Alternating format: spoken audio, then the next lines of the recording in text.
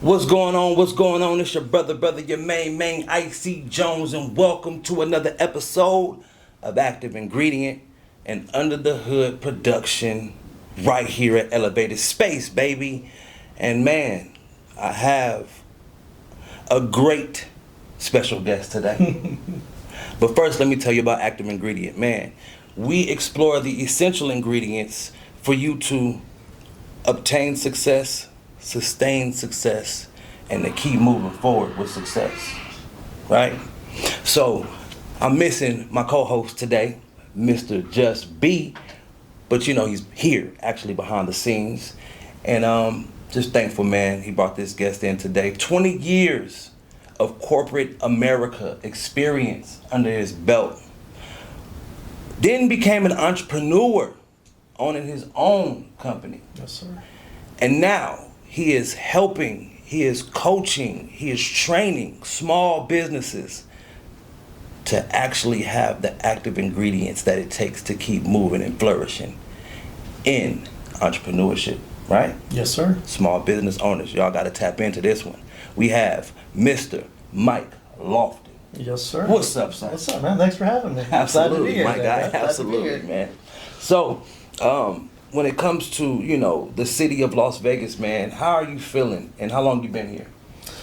Man, I've been in Vegas total of 20 years. Okay. Yeah, 20 years. I moved here right when I was about 19 years old. Okay. Spent 2 years in Atlanta. Mm-hmm. Loved Vegas. Okay. And came back. So, Okay. yeah, total of 20 years. Wow. Yeah. All right. And how you feeling though? You say you love it. What is the best part about Vegas? To keep that. What keeps you here? Man, I think it's just the vibe. Okay. You know, it's electric here, Okay. right? Yes. So Yes. people always trying to do better. People always trying to, you know, do things different in Vegas. And you know this, right? The town's kind of a melting pot of people. Yes. You've got so many different groups of people that are here, and it's Right. kind of a transient town, which some people complain about, right? Mhm. People Yeah. are here, then they're gone, then they're back, just like me. Right. Right. Yeah. The flip side of that is that's bringing in a lot of different vibes, a lot of different types of business owners that want to be entrepreneurs, Facts. and they're just melting here in Vegas. That's why I like it. Yeah. I'm born and raised here. Okay. So I've been All here right. my whole life. I did move a few times. Okay. Came back. Okay. Because it's a city of growth. Yep. You know, and it's growing exponentially. You know Well, what I look mean? what's happening right now. We got the Super Bowl on Sunday, Facts. right? We got a professional football team, a professional hockey team, the women's basketball team. We're getting baseball. Two-time champions. Two-time champion, absolutely. Mhm. Which they said the Golden Knights was the first professional team to win, right? Mhm. Except it wasn't. Mhm. It was the ladies. It was the ladies. Ladies won it first, right? Ladies' night. Yeah. So you got a lot of cool stuff happening. They want to Yeah. make Vegas Hollywood 2.0, right? They want to bring, you know, production studios Yeah. out here. So Absolutely. there's a lot of crazy stuff, I think, in the next 10 years that's going to really blow Vegas up. Absolutely. Yeah. And that's what I wanted. I feel like God kept me here to be on the forefront. Okay. And eventually become one of those big gatekeepers. You Okay. know, one of the people who kind of have kindness in my heart. Okay. You know what I mean? That comes off for sure. Yeah. And I am one now. In just the inner city in my community, you know what I mean? Yeah. But we're gonna go higher. You know, hopefully with your help and some coaching, man. Okay. We're gonna get to where we need to go. All right. All right. So tell me about this this move to Vegas. Why'd you move here at 19? What happened? So I'll give you the short version of it. Okay, cool. I grew up in California, dropped out of high school when I was 17. Okay. My parents moved to Arizona, and I wanted to do a lot of different things at 17, just Right. like we all do, right? Right. So one of the things I wanted to do was be a cop. Okay. Turned out that wasn't the path for me. No popo. No popo for me. But I did do loss prevention at Walmart Okay. down in Lake Havasu. And that was back in the day when you were hands-on and you did stupid shit over people stealing, you know, a fucking Taylor Swift CD. Okay. Right? That's how I ended up in Vegas. Walmart asked me to transfer up here, and then that's when my career took off. So I started in loss prevention, got promoted to assistant manager, then co-manager. Then I was a store manager of Craig and Nellis, actually. Okay. And at 25 years old. At the Walmart over there? Yeah. And now it's closed down? Yep, But that you closed down. over there, okay. Yeah.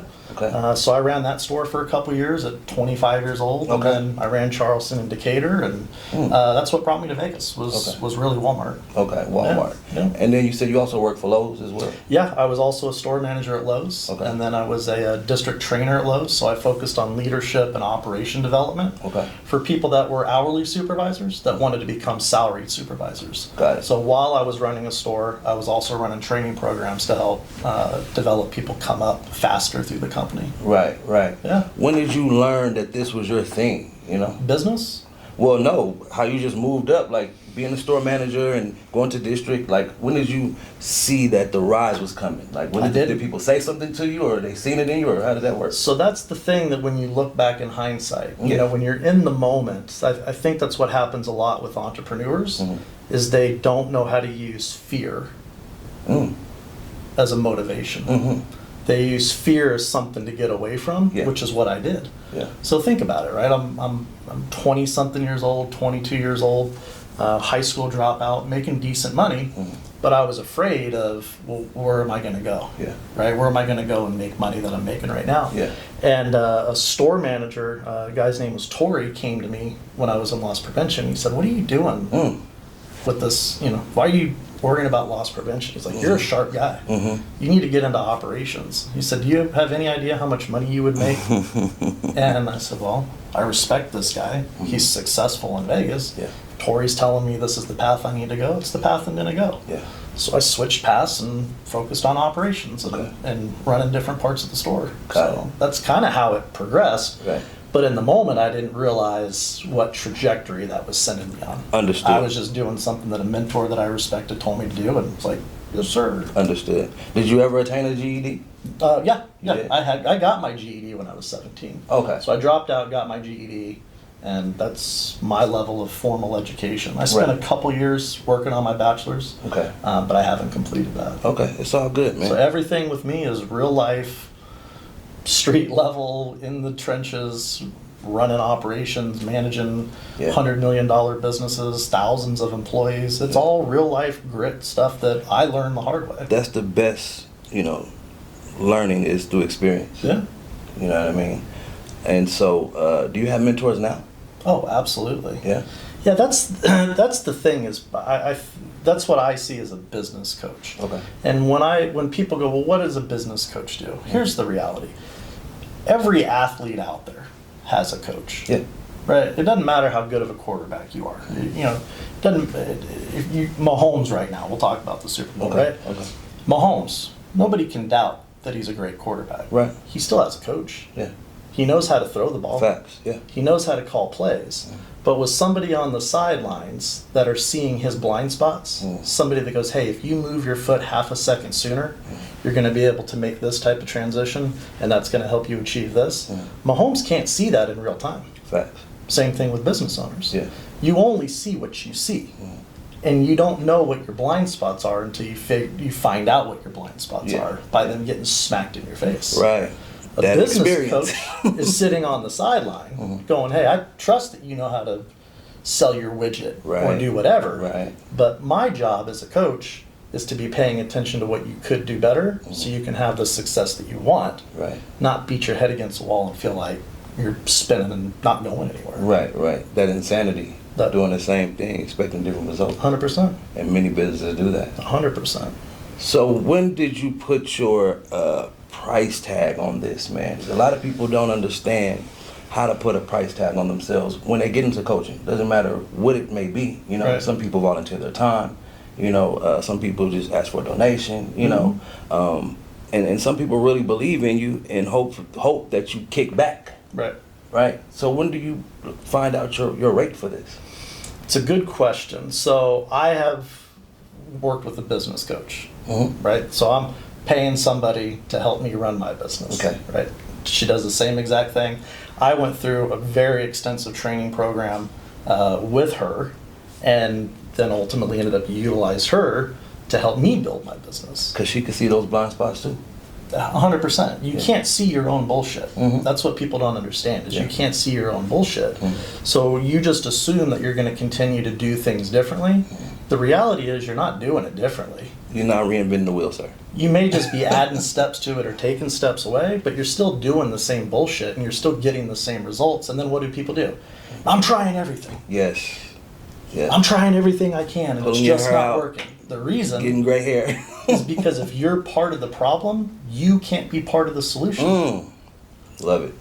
Right? Yeah. So when you're part of the problem, you can't be part of the solution. So what's going to end up happening? The same bullshit that you don't want to have happen. So to answer your question, it becomes an interesting conversation when you put price on things. Okay. Especially when you're looking at, this setup, right? People are charging money to come to a studio. People are looking for resources, and you go, man, how do you quantify that? Yeah. Here's my answer. I am 100% not the cheapest business coach out there. You can go find tons of business coaches that are drastically cheaper than me. Talk to me. Here's my thing. Free attracts free. Cheap attracts cheap. Value attracts value. Got it.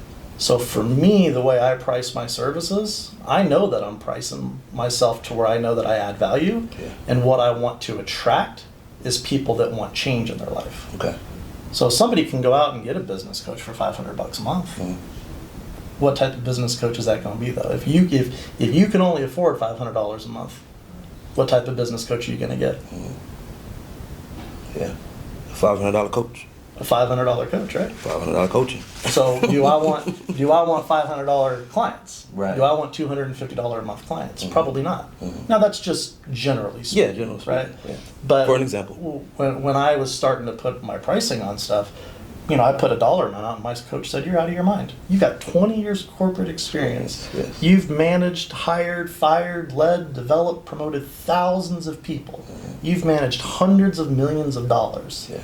And that's what your value is." And I was like, "Damn." Tell me about my bull. Right? Damn. So then I said, "Well, what about this price?" And she said, "You're out of your mind." Still. I said, "What do you think?" And then she gave me the dollar amount of the specific package that we were discussing. Yeah. And I almost threw up in my mouth. Because you didn't believe it in yourself. Who in the hell is going to pay that much money? And she said, "You pay me more than what I'm telling you to pay other people." I said, "Okay, I'll run with it." So when I started to put myself out there that way, that's what I started to attract. I wasn't attracting people that were looking for free. I wasn't attracting people. I was attracting people that, yeah, they had money. Yes. They also had the mindset that they wanted a need and the help, and that they knew there was value in somebody like me to help them through whatever they have going on. It's a niche market. I think every market is a niche market. Okay. Did you see the competition? Because you have a coach that's coaching a coach. And then you say there's other people out there. 100%. Right? How do you deal with that? Because I know you said you're in a higher caliber. Obviously, if we're talking about, you almost threw up in your mouth. I think I may have thrown up in my mouth a little bit. Yeah. A little bit. Yeah, a little bit. Yeah. Right? What do you do with that, with the competition? Do you not see them? Do you make it seem like they're not there, or do you make friends with them and you guys talk like attorneys do? I'm not even a little bit worried about competition, and here's why I say that. And this is what I think a lot of entrepreneurs get caught up in. We get caught up in other people's bullshit that has nothing to do with our shit. Nice. Right? Yeah. And if you think about the concept of we attract who we are, because that's a reality. Think about your friends. Think about who you engage with. Are those people more like you or less like you? Right. More. Because you attract who you are. It's just an unconscious thing that happens. Yes. Yeah. We put ourselves out there the way that we are, our strategies, our mindset, our vibe, our behavior. It's put out there. Yeah. There's nothing you can do about it. Yeah. Right? Well, then in turn, you're attracting the people that find that attractive. Correct. Right? So my competition, they're attracting who they attract. Right. I'm attracting who I attract. Right. Right. So early on in my company, I had this dilemma around how do I want to show up. Yeah. Right. Am I a suit and tie guy? Right. Yeah. Do I need to show up that way? Do Yeah. I need to do this? Do I need to do that? And pretty quickly the reality came. This is Mike fucking Lofton. However, I am already. That's how I'm pulling up. I got you. I'm not in shorts and a t-shirt, Right, right? But I will show up to a client's office Business casual. the way I am. Straight. And if people don't like it, that's okay. Yeah. The reality of it is if this deters you from working with me, then were you really a client that I wanted to begin with? It's a little shallow. Got it. Right? Yeah. And not just the look side of things, but I cuss. I'm pretty open and direct, right? You see that type of stuff all over the place where Reminds me of someone I know. that must be a behind the scenes thing. Yes, it is. All right. So, can that deter a certain set of your potential clients? Yeah. Sure. Good. Yeah. What makes me different from any other business coach, in my opinion, is my authenticity. If we're on the phone together and you're doing dumb shit over and over again, we're gonna time out. Yeah. And I'm gonna call you out on it because that's what you're paying me to do. Right. Right. So some of my clients, that may be, all right, let's cut the bullshit. You said that you're going to do this 3 different times and you haven't done it. Yeah. So let's talk about what's really going on because you keep giving me some answers, but we both know they're bullshit. Right. So what's really going on? Right. That's how I talk to my clients. And It's not out of disrespect. That's just me. It's just you. And it's needed. It's needed, right? And no more patting you on the butt, So I want clients that go, hey, you know what? I appreciate that. I get where Mike's coming from. Yes. And I appreciate that if I BS him, he's going to call me out on it. That's the authenticity. Because all he's trying to do is make me better. That's the authenticity. That's it. And what's for you is for you. I've always believed in that. Yeah. Like what's for you is for you. What's not is not. Yeah. You know what I mean? I want to know what is your active ingredient or ingredients that keeps you rocking and rolling and helps you sustain business? It's understanding the difference between what's considered towards motivation and away motivation. Okay. Do you know the difference between the two? Towards and away? Mm-hmm. Give it to me. So when you're motivated to move away from something, let's say I want to start a business because I don't want to be in corporate anymore. Okay. Are you moving towards something or are you moving away from something? In that moment, you should be moving towards the opposite of what you just said. Right. So if you think about that verbiage, because that's really what I'm trained in, is behavior and linguistics and understanding people's mindset. Okay. So if somebody says, hey, I started my business because I don't want to be in corporate anymore, what that means is they're trying to move away from something. Correct. Corporate is here. I don't want this anymore, so I'm going to move away from it. We've all seen it. Here's what happens with those type of people. They will move far enough away from it to get comfortable. They know what their business overhead is. They know how much money they need to take home. They know all those numbers. So they'll do all this activity, sign a client, sign a client, sign a client, sign a client, and then get to the comfortable point where their nut's covered. And what starts to happen? They go to less networking events. They start posting less on social. All the things that they were doing that got them here, they stopped doing. So what happens? We go backwards, and then we go, oh my God! I'm back in corporate. And then what do? Work. Get comfortable and go backwards. That's what happens when you have away motivation. Now, what if you reframed, I don't want to work at corporate anymore? What if that reframe was, I want to be in an environment where I can use money as a tool to have freedom? Now you're working towards something. Yeah. You aren't going to slide backwards because you're always going to be working towards that goal. So for me, to answer your question, it's keeping my eye on what I'm working towards, not paying attention to what I'm trying to move away from. Financial freedom. Because money's just a tool. Yeah. Money is just a tool. You can go buy a flathead screwdriver today and use it about 900 different ways, couldn't you? Yeah, absolutely. You can use it as a hammer, a pry bar. You can use it on a fillet head. It's just a tool. Yeah. That's all money is. Yeah. Use it in many different ways. Understood. What type of books is Mike reading? Man, so I'm a certified trainer in NLP, which is neuro-linguistic programming. Okay. It's a very interesting science and study of human behavior. Okay. So I really enjoy reading those type of things. The subtle art of not giving a fuck. I don't know if you've ever heard of that. No, not that book. That is a great book. Wow. So real book, y'all. Real book. Subtle Art of Not Giving a Fuck. Mm-hmm. Yep, it's a great book. You've read Think and Grow Rich? I'm sorry? Have you read Think and Grow Rich, Napoleon Hill? I have not. Okay, all right. What's one of the books that helped you the most along the way? Turn the Ship Around. It's a book about leadership. Okay. And as you learn about leadership, then you have the ability to learn about yourself. Got it.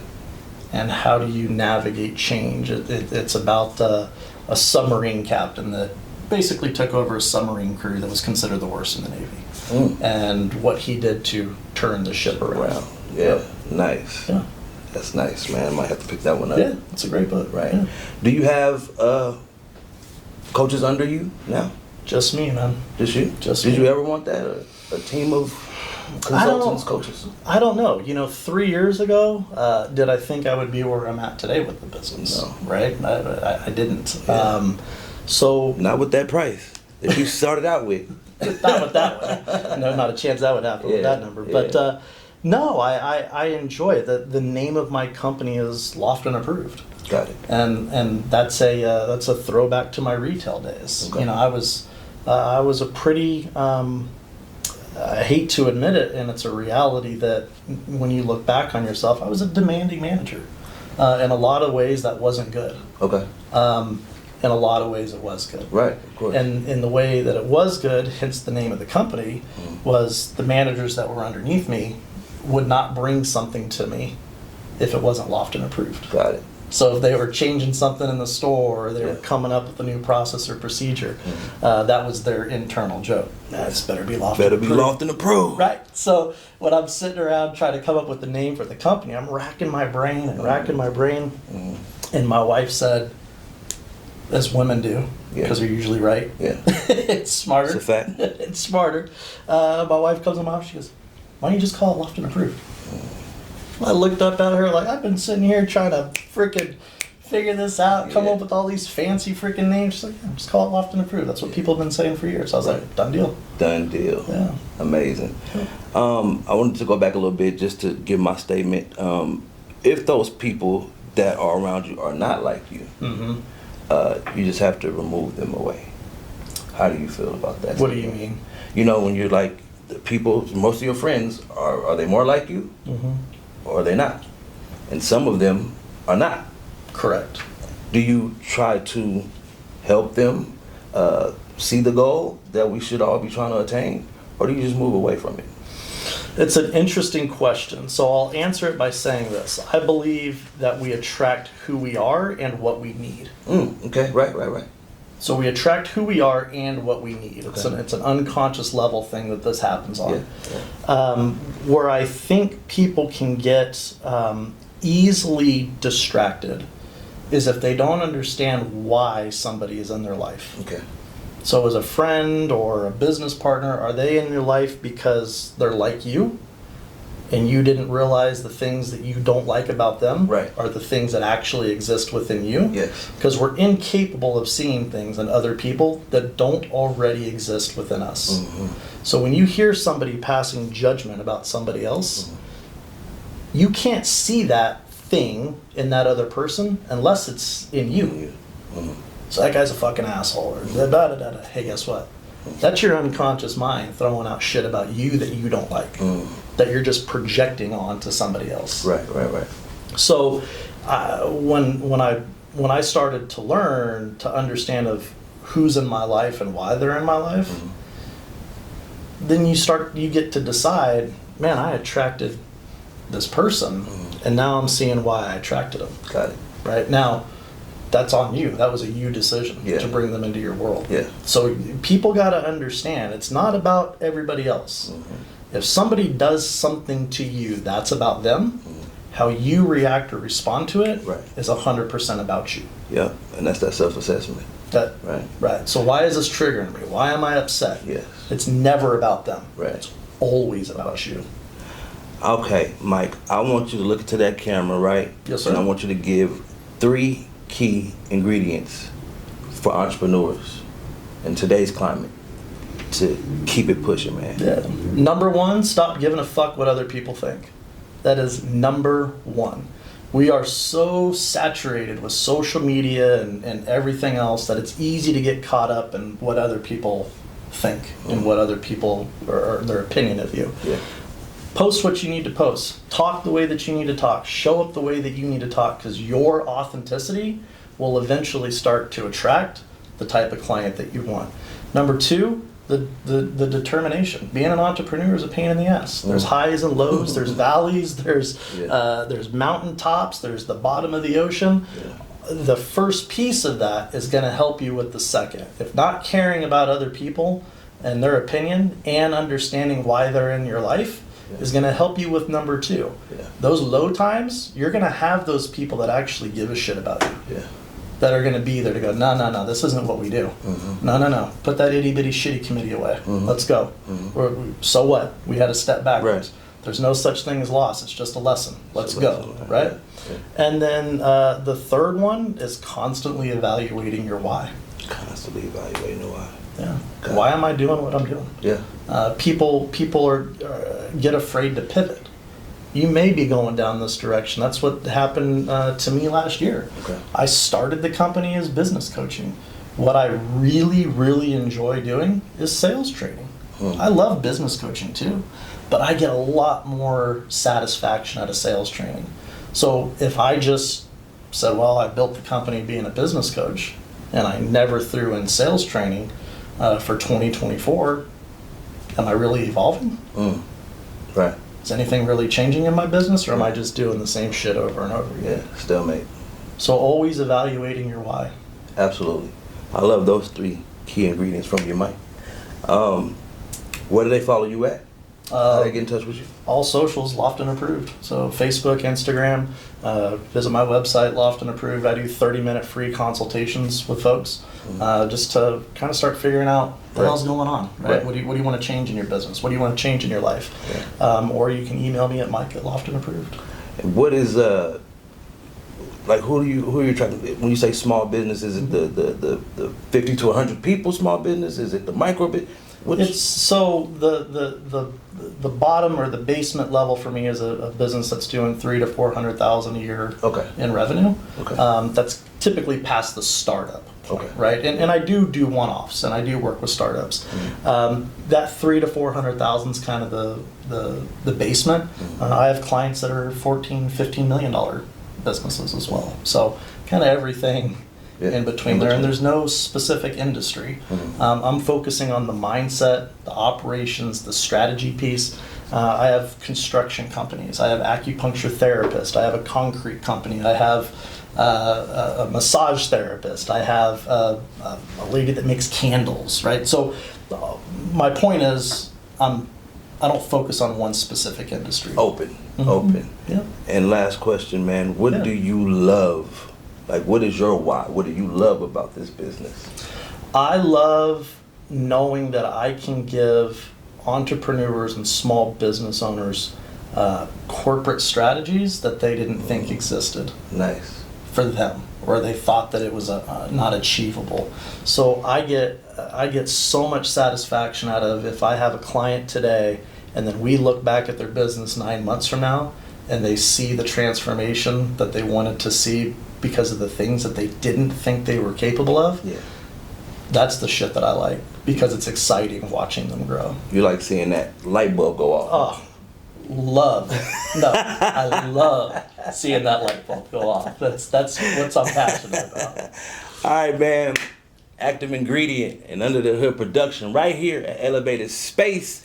We had our special guest today, Mike Lofton of Lofton Approved. Yes, sir. Did you enjoy yourself today? I did, man. Yeah, it was a good time. Appreciate it, man. Make sure y'all get at him, man. Let's go. IC Jonez and Just Be. We out.